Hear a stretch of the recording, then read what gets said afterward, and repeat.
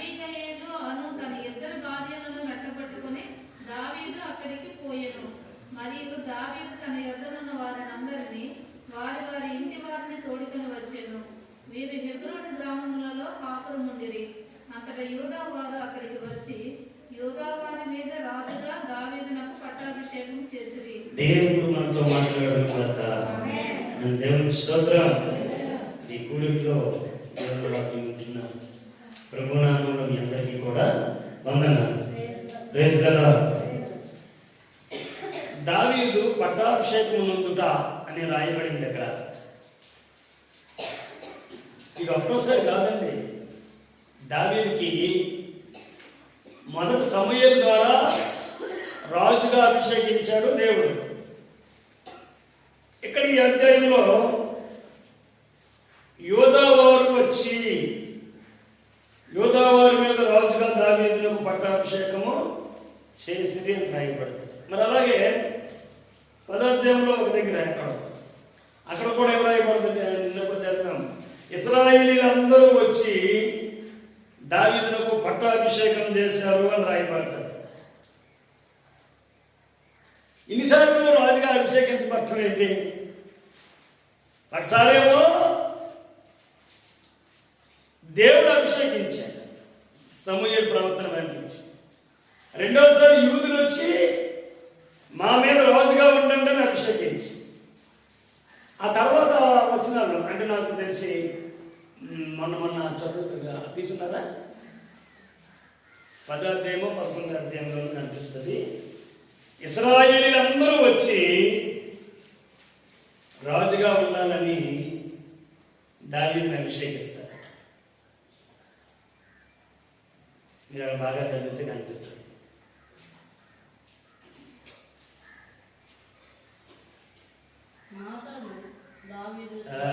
మనుషులు నీవే ఇశ్రాయేలు దేవుడైన యెహోవా సెలవిచ్చినదేమనగా, ఇశ్రాయేలు మీద నేను రాజుగా పట్టాభిషేకం చేసి సౌలు చేతుల నుండి నిన్ను విడిపించి నీ యజమాని నగరం నీకు అనుగ్రహించి. ఇప్పుడు 4వ వచనం ఇది 4ది 2వ అధ్యాయం 4వ వచనం చదివారు కదా. 2వ అధ్యాయము 4వ వచనం ఏమన్నా చదివారు? అంతటి యోధావారు అక్కడికి వచ్చి ఇప్పుడు 5వ అధ్యాయంకి వెళ్ళారు అనుకోండి, 3వ వచనం చదివాం అనుకోండి. అంటే యూదులు ఇశ్రాయేలులు కూడా హెబ్రోనులో రాజునొద్దకు రాగా రాజైన దావీదు హెబ్రోనులో యెహోవా సన్నిధిని వారితో నిబంధన చేసిన కనుక ఇశ్రాయేలు వారి మీద రాజుకు వారు ఎన్ని రాజైనా దేవుని స్తోత్రం. ఎందుకు చేయించుకున్నాడో తెలుసా? ఆయన చేయించుకోవాలి, ఆయన చేస్తున్నారు. ఎన్ని సంవత్సరాలు ఏళ్ళంట? దావీదు 30 ఏళ్ల వాడై, ఇప్పుడు చదువు మాట కింద ఉంది, 40 సంవత్సరాలు పరిపాలన చేసిన హెబ్రోనులో అతడు యోధా వారందరి మీద 7 సంవత్సరములు 6 మాసములు యెరూషలేములో ఇశ్రాయేలీయుల యూదులందరికీ 33 సంవత్సరములు పరిపాలన చేసెను. 7వ అధ్యాయం 9వ వచనం 2వ సమూయేలు గ్రంథంలో, నీవు పోవు చోట్లనెల్లను నీకు తోడుగా ఉండి నీ శత్రువులందరినీ నీ ఎదుట నిలవకుండా నిర్మూలం చేసి లోకములోని గనులైన వారికి కలుగు పేరు నీకు కలుగు చేసి ఉన్నాను. ఎడగ చెప్పడం దేవుని నామమున మహిమపరచండి. హల్లెలూయా, హల్లెలూయా. ఏం చేస్తున్నాడ? దావీదుని ఇంతగా ఎందుకు అభిషేకించాడో అనేక కారణాలు ఉన్నాయి. అందులో ఒకటే చెప్తాను. తరువాత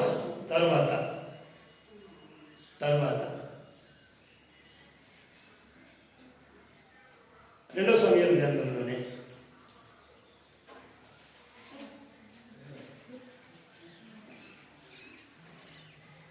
9వ అధ్యాయంలో 11, 12 వచనాలు చదువు. 11, 12, 13 వచనాలు. నా ఏలునవాడవగు రాజు తన దాసునికి ఇచ్చిన ఆజ్ఞ అంతటి చొప్పున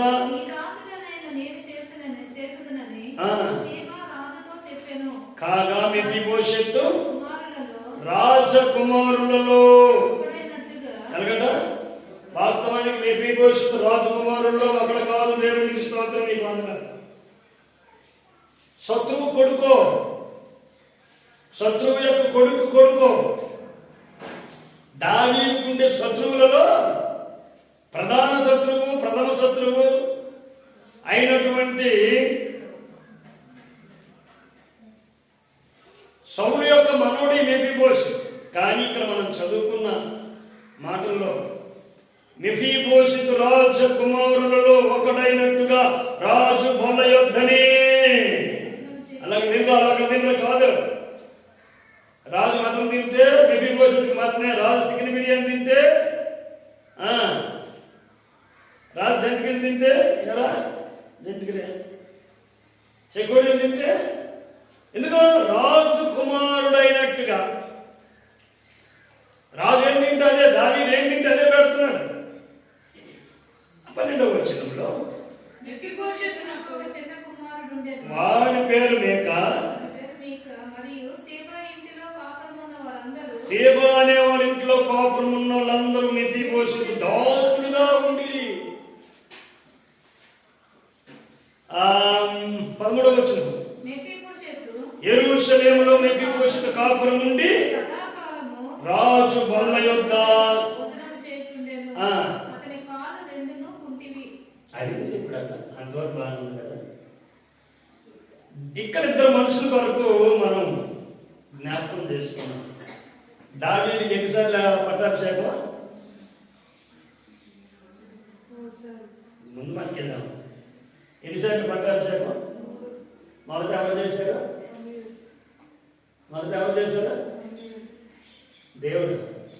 ఎవరి ద్వారా? సమూయేలు ద్వారా. రెండోసారి యూదులు. రెండోసారి ఎవరు? యూదులు. మూడోసారి ఇశ్రాయేలు. ఎన్ని సంవత్సరాలు సరిపోయింది అభిషేకం?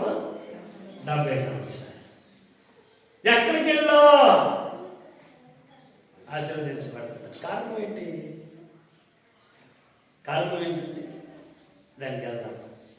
మెఫీబోషెతు కూడా ఏమీ చేయకుండా, అసలు వాస్తవానికి చూడండి ఆ మాటలు కూడా వెళ్దాం. ఎందుకనేది మొదట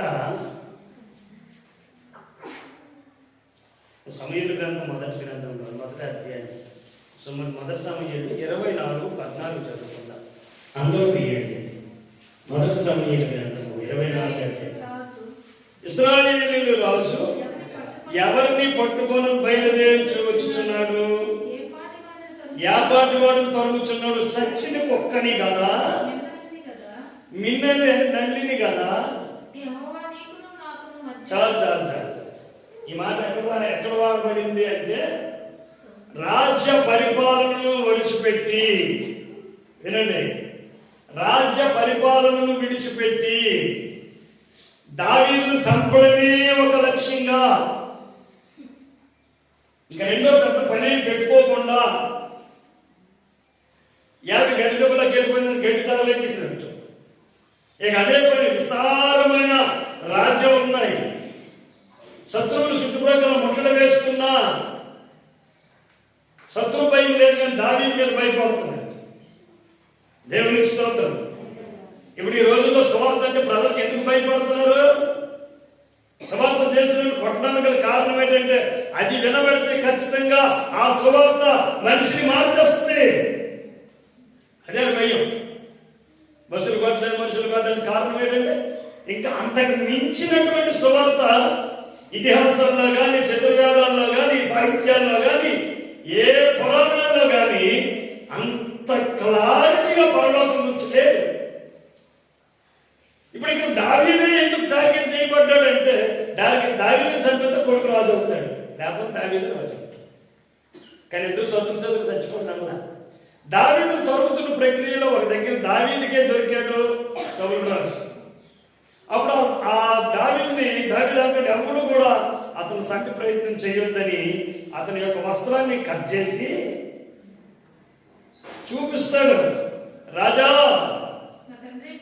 నా తండ్రి చూడు, నిన్ను చంపక నీ వస్త్రం చెంగు మాత్రమే కోసాను. నిన్ను చంపాలంటే ఏమాత్రం, నేను సచ్చిన కుక్కను కదా, ఏమాత్రం దాన్ని తొలుగుతున్న సచ్చిన కుక్క కదులుతుందా? మోగ కుక్క అయితే మొరగదు. బైబిల్లో కుక్కల విషయమై జాగ్రత్తగా ఉండండి అన్నాడు. కుక్క పేదోడింటికి వెళ్తుంది, దానికి పేదోళ్ళ సంగతి తెలియదు. కుక్కకి డబ్బులు ఇంట్లో దూరుతుంది, మీ బదులు కొడతాడు, కుక్క అసలు ఉండదని సంగతి తెలియదు. కుక్క ఎక్కడికైనా దూరుతుంది, బతికింది. అందుకే బైబిల్ ఏముంటుంది, కుక్క తన వాంతికి తిరిగినట్లు నువ్వు లోకంలో తిరగని చెప్తుంది. ఇక్కడ ఇక్కడ తింటావు, అక్కడ కుక్కతావు, అక్కడ తింటావు, ఇక్కడ కుక్కతావు.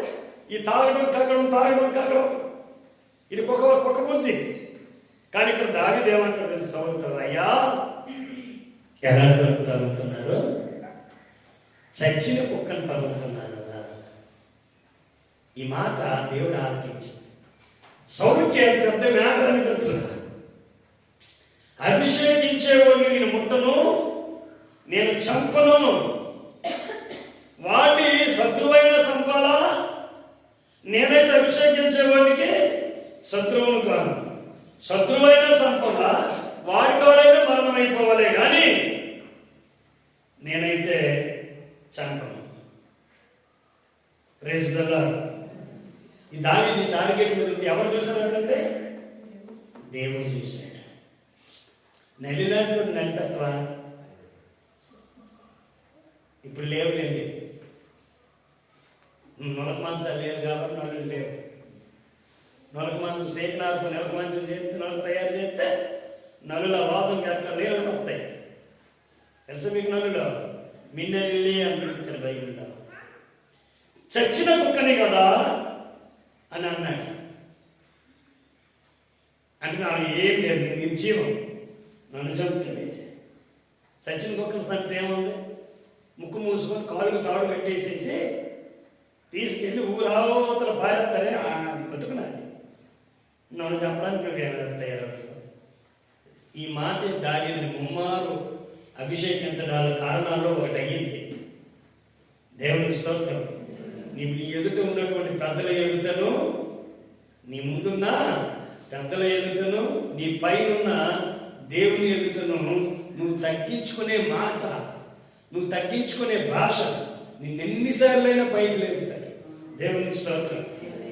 దావీదు ఎక్కడికి వెళ్ళినాను, ఒక దావీదే కాదండి, దావీదే కాదు, దావీదు ఎక్కడికి వెళ్ళినాను దేవుడు దావీదుని కాపాడుతున్నట్టుగా నీవు ఎక్కడికి వెళ్తున్నా దేవునికి స్తోత్రం. ఎక్కడ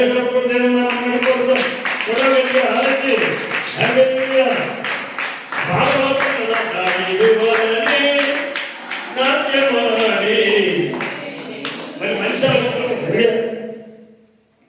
ఇలాగే ఉంది. దావీదు వదనే నాట్యవాంత పాదాలు అనుకోండి. కనీసం మనిషి కూడా పోగడు. నాతో కెట్టదు చేతులు. దావీదు వారేసయ్యా ఒకటే వద్ద అప్పుడు దాంట్లో వస్తుంది. Praise the Lord. హల్లెలూయా.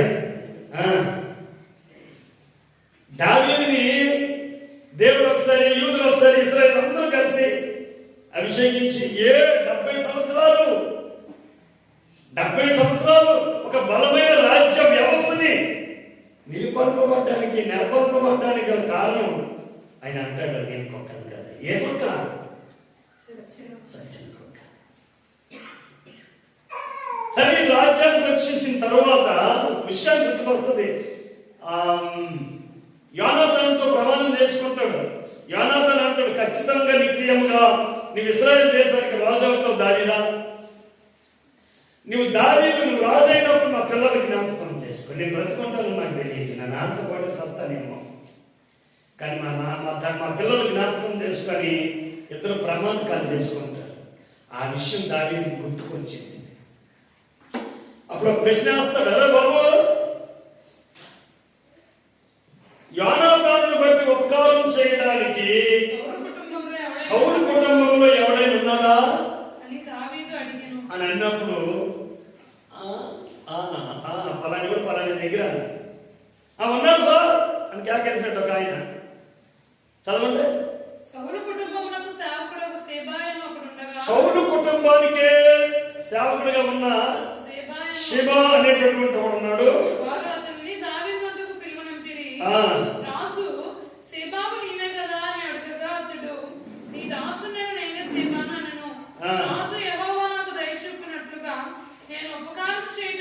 9వ అధ్యాయంలో ఈ వృత్తాంతం అనేది ఉంది.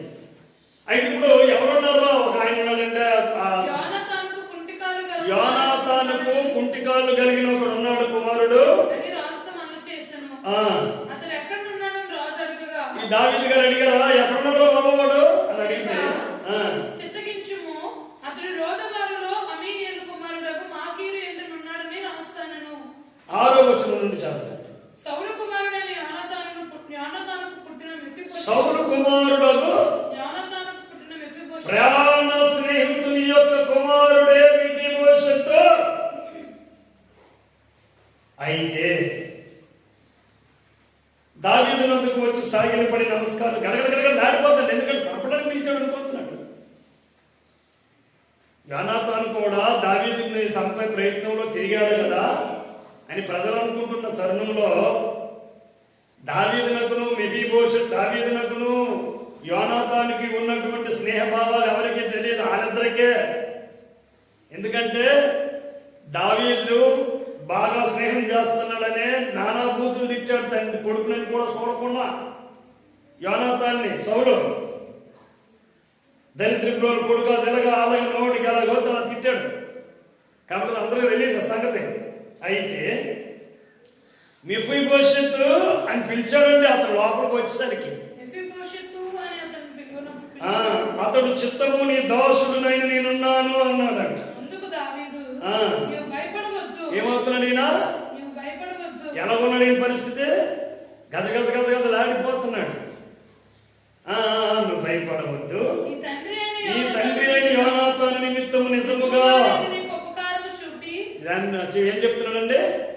నేనేమో ఎక్కవాళ్ళట్లా అపహాస్యం చేయట్లా, ఎన్నడ జాగ్రత్తగా నీ పితరుడైన సౌలు భూమి చూడండి రాయబడిన నిజముగా నేను నీకు ఉపకారం చూపి నీ తాత అయినటువంటి సౌలు భూమి అంతయు నీకు మరలా ఇప్పిస్తాను.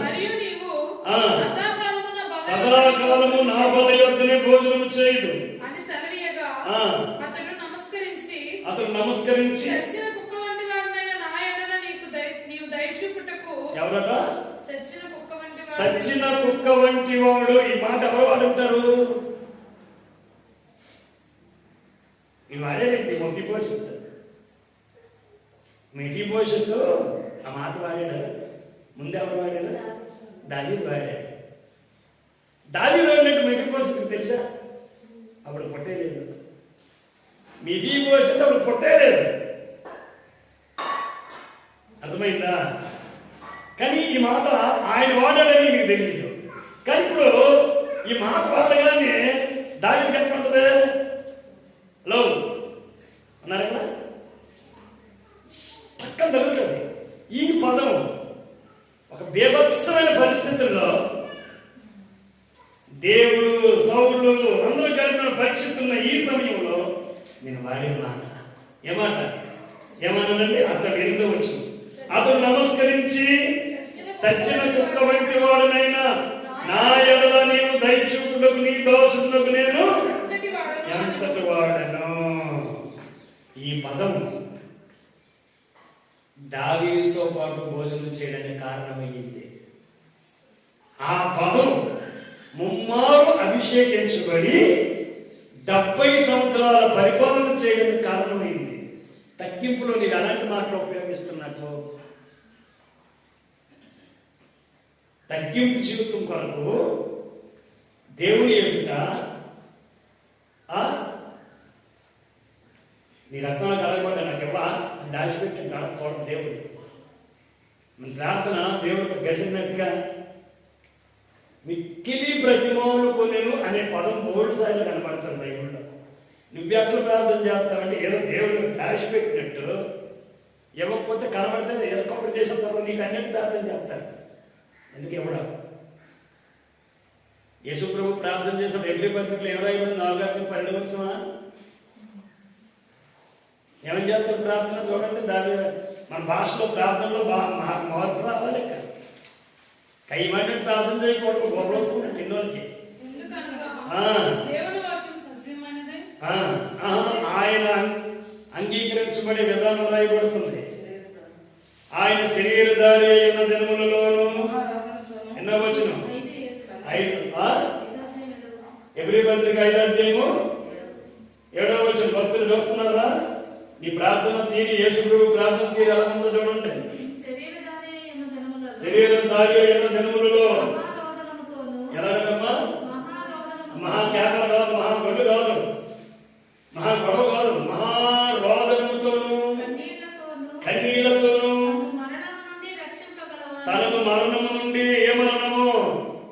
రెండవ మరణం నుండి రక్షింపగల దేవునికి ప్రార్థనలను యాచనలను భయభక్తులు కలిగి ఉన్నందున ఈజ్ యాక్సెప్టెడ్, ఆయన అంగీకరించబడును. ఆయన ఎవరైంది? అది గుర్తుపెట్టుకో.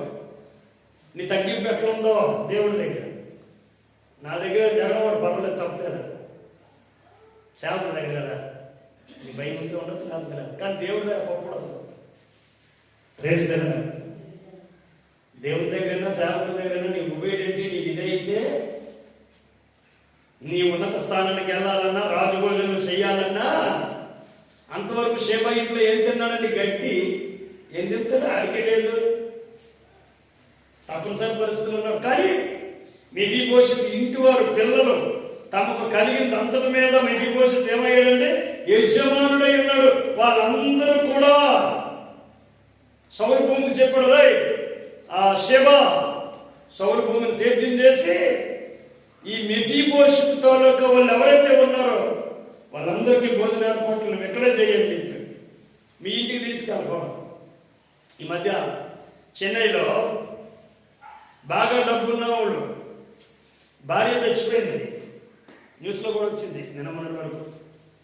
బాగా డబ్బున్న వాళ్ళు భార్య చచ్చిపోతే పాప కూతురు తండ్రి ఈ వాళ్ళ మీద పనోళ్ళు వీళ్ళిద్దరిలో గదులు పెట్టేసండి. పాప వ్యాధంతో ఉన్నారు, చచ్చిపోయింది, తల్లి చచ్చిపోయింది ఆ పిల్ల, భార్య చచ్చిపోయిందని భర్త, ఎంతో పాపం వ్యాధంతో ఉంటేనండి వాళ్ళ గదిలి పెడితే ఆవేసి ఆ డబ్బు అంతా వీళ్ళు నచ్చినట్టు ఖర్చు పెట్టుకుంది. పనోళ్ళు పని ఆవిడని పని అతను ఇంట్లో పని చేసుకుంటుంది. ఆ చుట్టుపక్కల ఉన్నటువంటి అపార్ట్మెంట్లోని మీరు బయటకి ఎందుకు రావట్లేదు? ఆవిడైతే చనిపోయింది, కార్యక్రమాలు అయిపోయినాయి, మరి వీళ్ళేమయ్యారు? ఏమన్నా మీ యజమాని రేపు రా అని అడిగితే కారు తీయట్లేదు, బైక్ తీయట్లేదు, బయటకు రావట్లేదు, ఆ పిల్ల స్కూల్కి వెళ్ళట్లేదు, ఏమయ్యారు అంటే ఉన్నారండి బ్యాంక్ తీసుకుంటున్నారు నాకు గది పెట్టి తాళవేస్తే. చూడండి ఈ బాధ. చెన్నైలో డబ్బున్నవాళ్ళు ఆయన ఎంతో చక్కగా చూసుకోవలసినాడు. అయి సరే ఇలా వాళ్ళకి వెళ్ళేసరికి చూడండి అక్కడ ఉన్నారు, వెళ్ళండి వాళ్ళు బయటకు రావట్లేదు అన్నారు. ఎక్కడ దొరికిపోయారు తెలిసిన? ఎక్కడ దొరికిపోయారు చెప్పండి మీరు? అని వాళ్ళు ఎక్కడ దొరికా చెప్పాలా? వాళ్ళు రాలేదంటారు, మీరు తాళవేసి తగలు వస్తారా? మర్చిపోయారు సంగతి. తండ్రిని కూతుర్ని ఏదో ధైర్యం చెప్పో, లేకపోతే బంధువులు పిలిపించో, అయ్యా ఈ బయట జరగట్లేదు చుట్టుపక్కల పిలిపించో, కొంచెం ఏమో చెప్పించాలి. వాళ్ళు రావట్లేదట. వీళ్ళేం చేశారా? అమ్మా తలుపెట్టేసి గడెట్టేసి తాళేసి బీరువాడు డబ్బులేసి ఒక్కసక్క పెట్టుకొని దమ్ బిర్యానీ, చికెన్ బిర్యానీ ఏమి తినుకొని ఉంటారు. వాటికి బయటకి స్వాధీనం చేసుకున్నాను. మరి అలా కంపలు అయిపోయినారు. ఈయన కూడా అయిపోయింది కూతురు. ఈ తలుపు చేత కొట్టి బయటకు తీస్తే పాపం సత్యసావుల్లాగా వెళ్తే స్టేట్ లైన్స్ సేలంలో అవి ఇవి ఎక్కించి అమ్మ తీరుతున్నారు. ఇంకా వాళ్ళు మరణావస్థలోనే ఉన్నారు, చచ్చిపోలా కానీ బతికే ఉన్నారు. అలా బాగు చేస్తారు, ఓటు డబ్బున్నారు. కానీ దావీదు ఏం చేశారు తెలిసిన? రాజకుమారుడు ఒకడైనట్టుగా రాజు వల్ల యొక్కని భోజనం చేయొచ్చు. నేను ముగిస్తున్న ఈ మాటలతో గుర్తుపెట్టుకొని తగ్గింపు నిన్ను ఉన్నత స్థితికైనా తీసుకెళ్తుంది. రాజు భోజనం కరువు ఉండదు. ఇక మెడికేషన్ కరువు ఉందండి. తన భార్య పిల్లలు కరువు ఉందా? కొడుకు పేరు ఏం పేరు రాశాడు అక్కడ చూసారా? మేక. ఆయనకి ఏమైనా కరువు ఉందా? ఆయన భక్తులకి ఏమైనా ఇబ్బంది ఉంటుందా? రాజు భోజనం పెట్టేసే ఒకేతడా? మంచి భక్తులు రాజభక్తులు ఇస్తారు. కారణం నేను సచ్చినా ఒక్కనే. ఆ పదవిని ఉపయోగించుకున్నా పర్వాలేదు, ఉపయోగించుకున్నా ఉపయోగించుకున్న పర్లేదు. ప్రభు నేను దరిద్రుడిని, ఇది అందరూ ఉపయోగించిందే. ఎవరు ఉపయోగించిన పదం ఉపయోగించాడు. దావీదు ఏ మాట వాడాడు మెఫీబోషెతుకు తెలియదు, కానీ మెఫీబోషెతు దావీదు యొక్క ఆ పదం ఉపయోగించినప్పటికీ దావీదుకి ఏమనిపించింది? ఇది ఎక్కడో కనెక్ట్ అయ్యింది నాకు అనిపించింది. సేమ్ వర్డ్ పదం. బహుశా వాళ్ళ దేశంలో ఉపయోగిస్తారా అంటే బైబిల్లో ఎక్కడ ఎవరు ఉపయోగించరా. ఇంకొకటి పట్టుకుని సచ్చిపోకలా ఉన్నారా అనుకోకుండా అది అనుకోకుండా దాని మీద మాట చిన్నదే కానీ జరిగింది పెద్దది. సౌలు ఎదుట దావీదు ఈ మాట వాడాడు. అది అతనికి ఉన్నతంగా ఎంతవరకు అంటే 70 సంవత్సరాలు రాజ్య పరిపాలన, 3 సార్లు రాజుగా అభిషేకించబడటం జరిగింది. బిడ్డ, నీ దైవజనుడి దగ్గర, నువ్వు ఆరాధిస్తున్న దేవుడి దగ్గర, హలో నీ భాష ఎక్కడ ఉంది, నువ్వు ఏ రకమైన తగ్గింపు జీవితం జీవిస్తున్నావు, అది నీకు రెండే 2 కారణాలు అవుతాయి. ఒకటి, కరువు లేని భోజనం. కరువు లేని ఉదయం గింజలమే, మధ్యాహ్నం గింజలమే, రాత్రి గింజలమే, తెల్లసరి కార్యక్రమం పిలిచిమే ఏడవుతుంది. 3 పూటల గింజలు తిరుగుతూ ఉంటాయి. కరువు అది. కొంతమందికి ఉన్నది ఖర్చు పెట్టడానికి రోగం, కొంతమందికి తినడానికి లేదు రోగం. ఇది ఈ రోగం, అది ఆ రోగం. ఉన్నది తీసి సమృద్ధిగా ఖర్చు పెట్టలేదు, చచ్చిపోతే ఇంటికి వెళ్తాయి. మొత్తం ఒకటికి వెళ్ళాలి. వందల కూడా ఖర్చు దాస్తాడు. ఇందులో ఇయర్గా కొంత, ఎక్కడ కొంత, అందరికి అంత, ఇంద్రకి అంత,